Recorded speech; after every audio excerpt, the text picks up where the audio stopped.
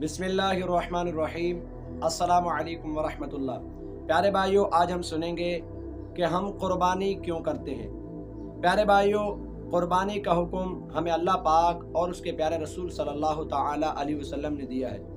تو اس طریقے سے چند شرائط کے ساتھ مسلمان پر قربانی واجب ہوتی ہے۔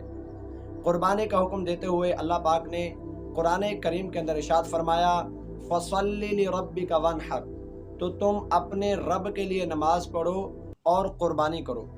اسی طرح جب نبی کریم رؤوف الرحیم صلی اللہ تعالی علیہ وسلم کی بارگاہ میں صحابہ کرام علیہم رضوان نے عرض کی کہ قربانیاں کیا ہیں، تو پیارے آقا صلی اللہ تعالی علیہ وسلم نے فرمایا، سنت ابیکم ابراہیم، یعنی قربانی کرنا تمہارے باپ حضرت ابراہیم علیہ الصلوۃ والسلام کا طریقہ کار ہے۔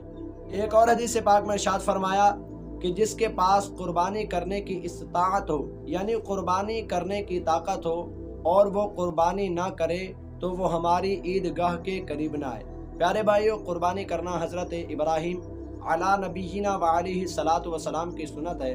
اللہ تعالی ہم سب کو اچھی نیتوں کے ساتھ قربانی کرنے کی توفیق اور طاقت عطا فرمائے۔